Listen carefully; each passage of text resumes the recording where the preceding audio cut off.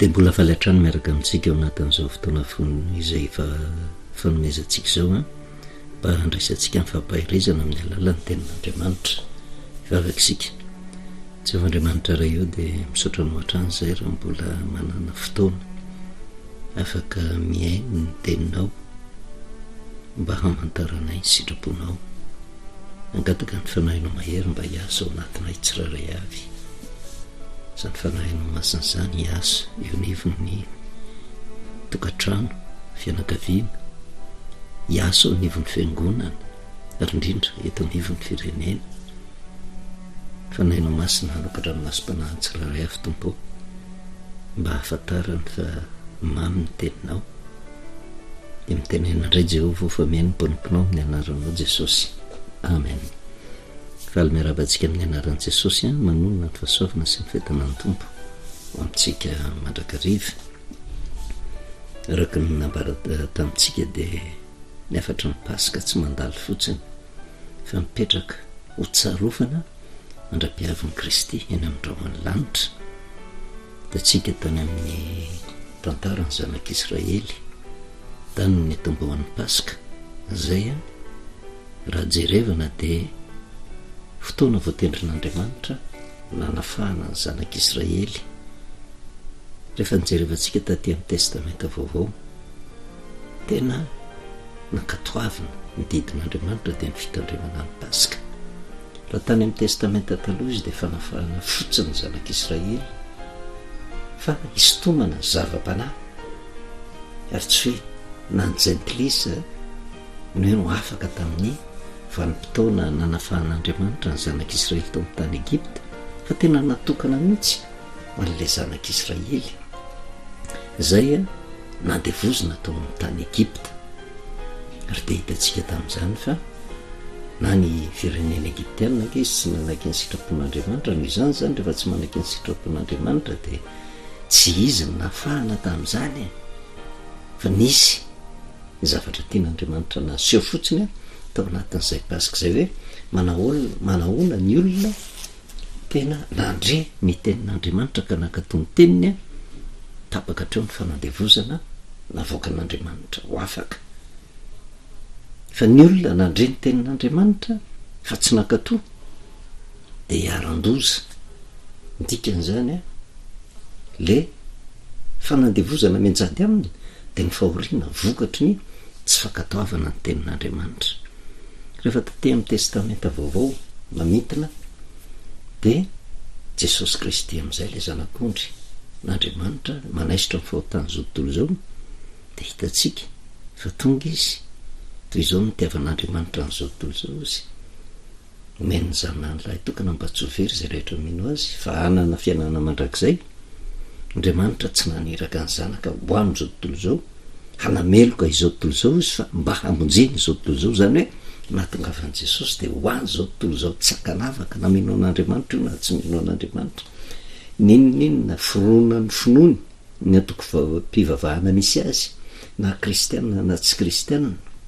ho an'izao tontolo izao nahafatesan'i Jesosy. Ary raha mahatakaritsika ny afatra tany amin'ny testamenta vaovao hoe ny Paska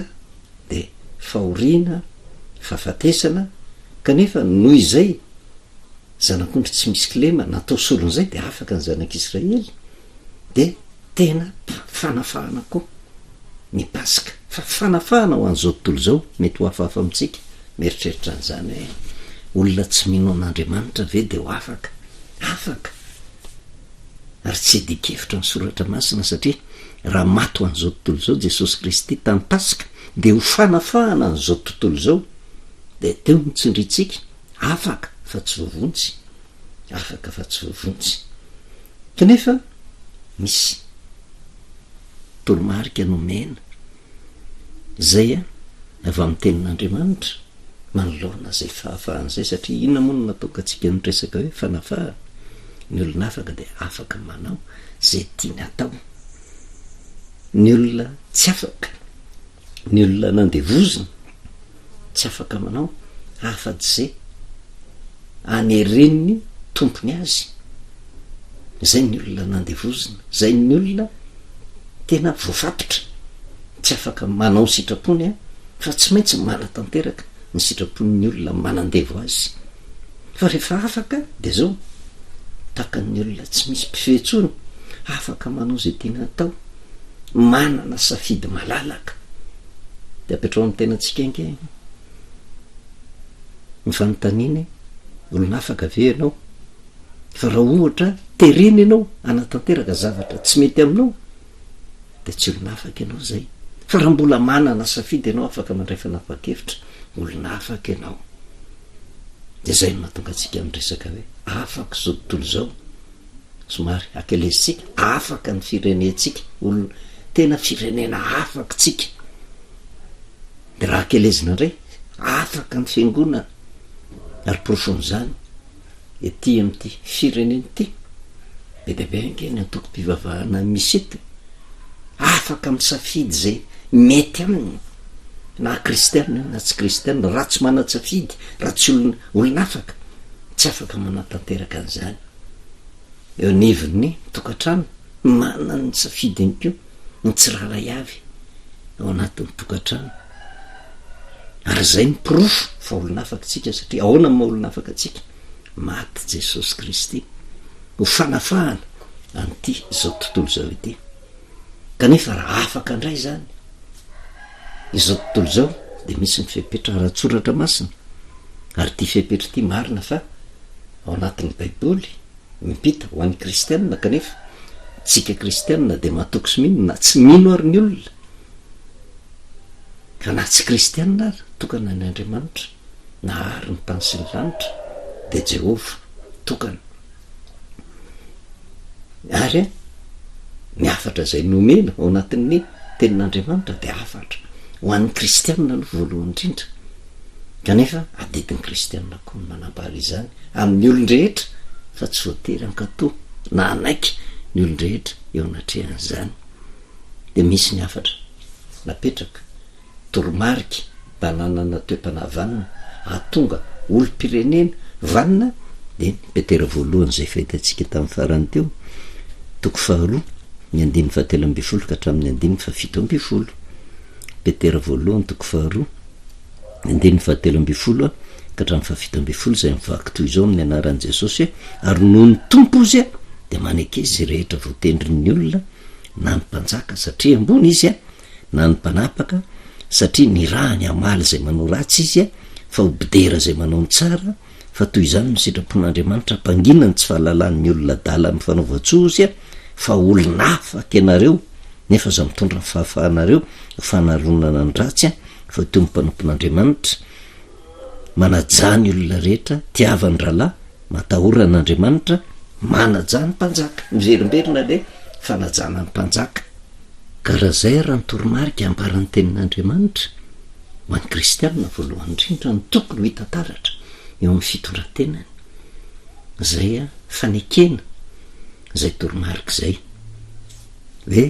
ny fahafahana tsy entina ho fanaronana ny ratsy fa mba aseho mihitsy mampanompon'Andriamanitra amin'ny alalan'inony fanekena ny toe-javatra mitranga rehetra ary tsy tokony avy amin'ny vavan'ny kristianina mihitsy no ahitana fimonomononana no ahitana fikomena no ahitana fanaratsiana fa ny tokony ataon'ny kristianina de ao anatin'izay fahafahan'izay izy miseho ho tena mpanompon'Andriamanitra ary raha mijeritsika ny afatry Petera somary lalidalina nge fa tsy fantatra hoe mandinika ve ny kristianina satria tsika de mahafantatra mihitsy ny akamaroan'ny olona eto amin'ny firenentsika kristianina ny be deabe de na mijery fotsiny ary tsika ny fitondrana misy am'izao vanim-potoana zao hatrany amin'ny filohan'ny fanavaozana ny intermera pirenena ministra ny fahefana rehetra zay misy ny olona mandrafitra ny fahefana ny akamaroany misoratena ho kristianina avokoa ka raha misoratena ho kristianina de io 9:20 io ny tokony ho hita taratra eo amin'ny fiainany de tokony tsy hitondra zay fanafaha zay ho fanaronana ny ratsy tombotsy ngeza be nge ny pasika zay nafatesan'i Jesosy tsy hoe isataona fotsiny de zay vo miverina ny pasika fa fahatserovana fefa vitany Kristy indray mandeha fa noloratenany roa rivotaona mahery lasa zay afaka zao tontolo zao kanefa raha afaka tsika de zao aza rarotana zay fahafahan'zay oentina naronana ny zavatra ratsy tsy azo rarotana zay ary eo ny tokony ho tandremana fa matetika ny olona rehefa afaka de ohatrany hoe tena tsy mieritreritra n'zay efa rano afaka manao zay tiana atao marina zay fa misy fitraikany ny fanapa-kevitra raisy ny sambatan'olona ary tia ny tadidio ny zavatra mitranga nefa de ty ho adininy tsika ho adiny lay fahefana faratapiny ny amin'ny zavatra ataotsika rehetrarehetra ary manana ny fotoana voatendriny ny fahefana faratapiny hamalina ny olona rehetra fa saingy ety am-piandohana zay samy avelany andeha araka ny sitrapon'ny olona za antoetra matoky amin'ny toerana nametrahana azy ve sa tsy fa ny tsy maintsy tompony teny farany de Andriamanitra irery any ka manoloana zay fanafahan'zay tena takina mihitsy ny fanajana ny olona rehetra fanajana ny mpanjaka fanajana ny fahefana ny mpanapaka zay misy sire zay rehetra voatendrin'ny olona manekeo zay rehetra voatendrin'ny olona ka zay rehetra voatendrin'ny olona tsy ny fahefana ara-panjakana fotsiny ihany fa ny fahefana ara-pivavahana ko de ekeo fahefana ao anatin'ny tokantrano ihany ko ekeo fahefana ao amin'ny toeram-piasana fahefana ao amin'ny toeram-pampianarana raha tena kristianina manaiky an'izany fotsiny fa inona ny tokony atao de mitodika amin'ny tena isam-batan'olona hoe za zay misoratenao kristianina ve manararotra an'izay fahafahan'izay mba hoentiko anaronana ny ratsy sa miendriky ny mpanompon'Andriamanitra misy antony natao mipetraka ireo zavatra ireo satria le fahefana zay nomena tamin'ny alalan'ny pasika tamin'ny alalan'i Jesosy Kristy misy mitondra izany fahafahana zany ho fanaronana ny ratsy matovy voateny eo fa misy nefa mitondra an'izany fahafahana zany mba homendriky ny maha-mpanompon'Andriamanitra fa saingy ny tena tsika ny tokony mijerentsika fa tsika tsy hijery kosa ny olo-kafa raha misy hoe mitondra ny fahafahana ny fanaronana ny ratsy tsy tokony hidirantsika zany veloanazy sy Andriamanitra zany araka ny baiky ny pasika tafavoaka tao amin'ny tany Egipta ny zanak'Israely de nambaran'i Jehova araka ny resantsika hoe vita ny pasika tsy mbola misy fandraisana zany angeo atsika Jesosy no nandresy ny fahafatesana izy tsika tsy mbola mandresy ny fahafatesana zany mbola miady ho tafavoaka ho mpandresy fetsika satsia ary matetika io no entina hamitahana ny kristianina rehetra fa tsy mbola mivoaka ho mpandresy zany tsika afaka fotsiny tsika ny dika ny fahafahana tsy nydika fefa vovony tsy taka ny zanak'Israely voaka tao amin'ny tany Egipta de mbola misy lalana tsy maintsy izorany ary ny zavatra hitatsika lalana efapolo-taona ange ny zanak'Israely nyreny tany anefitra vo niditra tao amin'ny tany Kanany arabaky teny io fa zay le hoe zava-panahy tena asehon'Andriamanitra de zay le tandindon'ny drafim-pamonjena soritan'Andriamanitra mba izorany olona ka raha mahatoky izy mandritra ny tombon'androm-pahaveloma de hoentina miditra ao amin'le tany Kanany ny lanitra ara-panahy de ny fiainana mandrakizay zay miandry azy ary tsisy afa-bela amin'ny fiainana mandrakizay io ny olona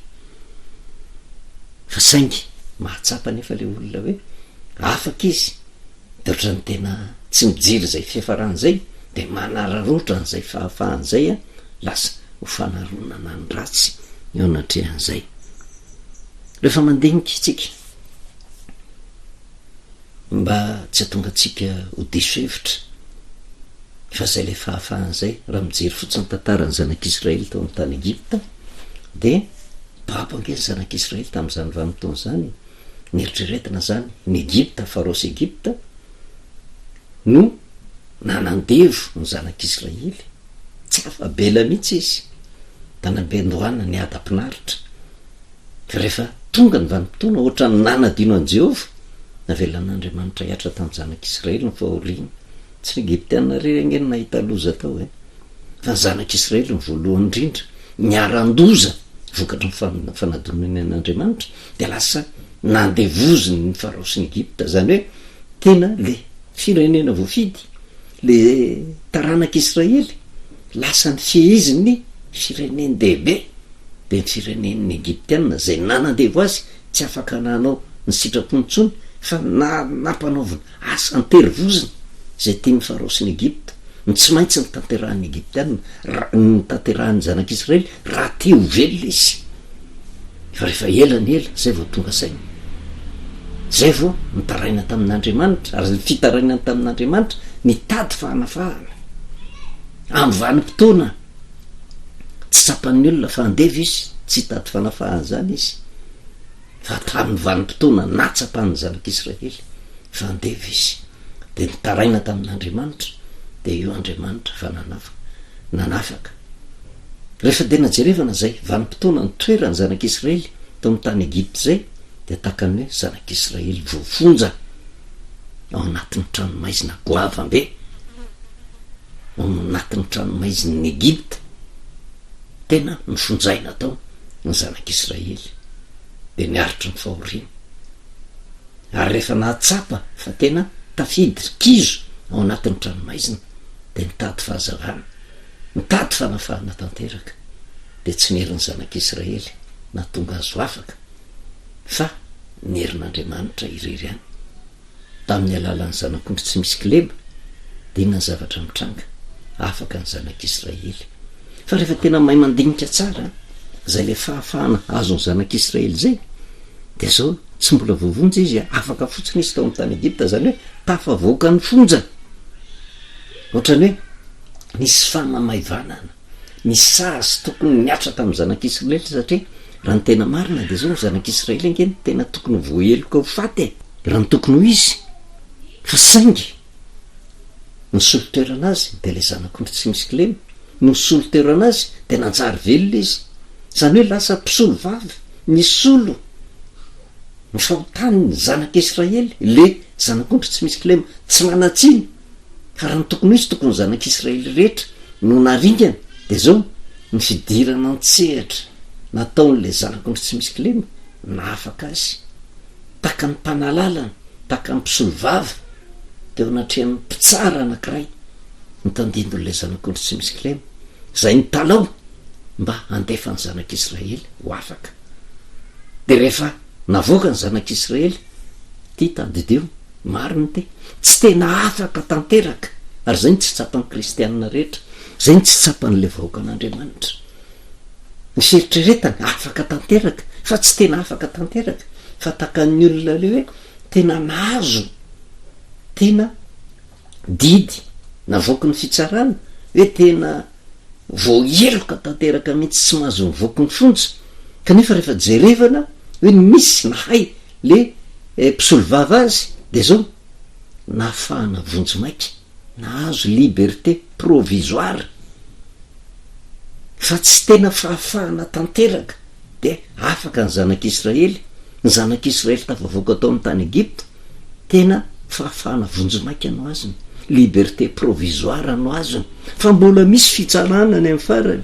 zay tena ametraka tanteraka mihitsy, hoe tena natoky tao anatin'le hoe mendriky ny mpanompon'Andriamanitra ve izy mba hahafahana manaisitra tanteraka n'le sazy miantona, ka ho ahafahana tanteraka, ary zay le atao hoe famonjena ny fidirana ao amin'ny tany Kanana. Fa de hitatsika ny tantara ao anatin'ny soratra masina, tafavoaka nge ny zanak'Israely, afaka ny zanak'Israely, fa ny zavatra nitranga ringana tany anefitra ny akamaroany, ary Josua sy Kaleba sy ny zaza nateraka teny an-dalana ihany no tafiditra tao amin'ny tany Kanana, fa retsy noho ny fimonomononany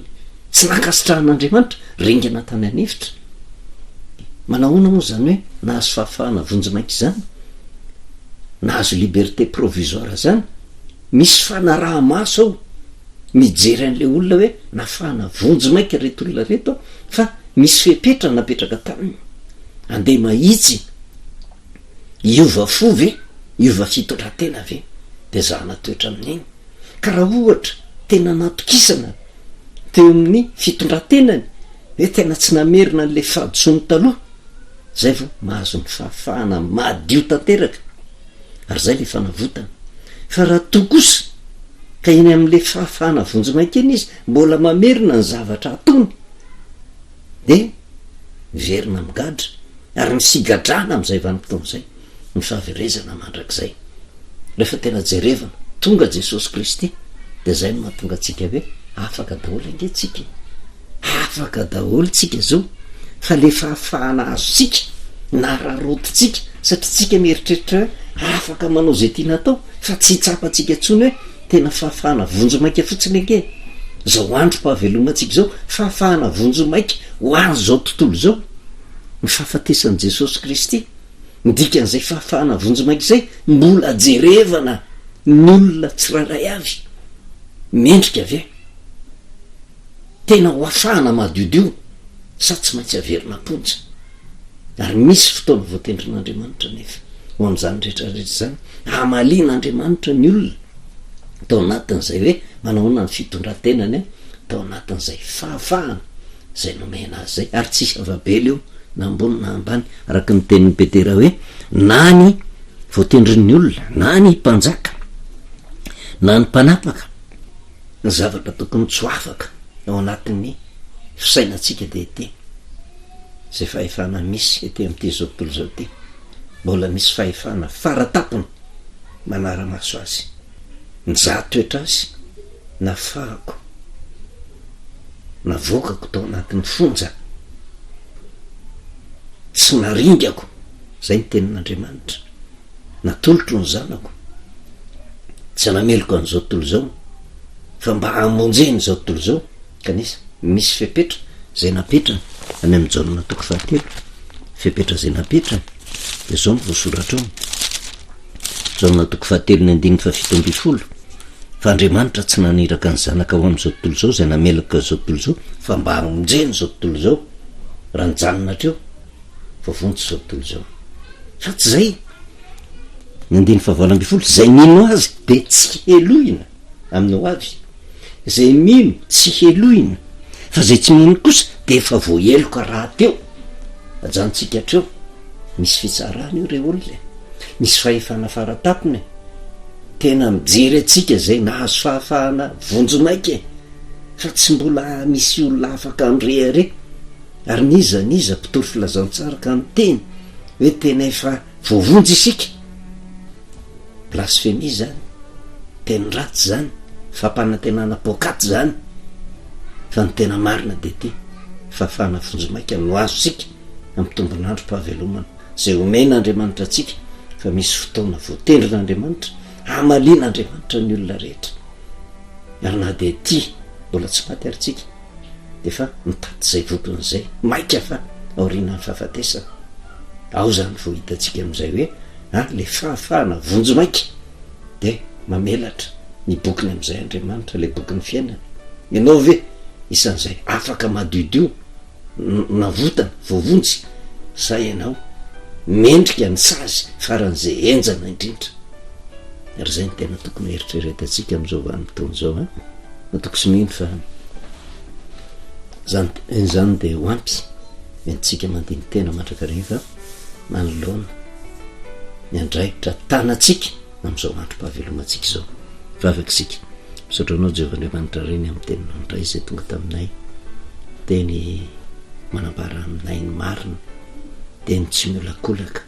teny tsy mampanantena zavatra tsy ho tanteraka, fa teny kosa mba hitandremanay ndrao de lasa mamita teny zay ka mieritreritra ny tenanay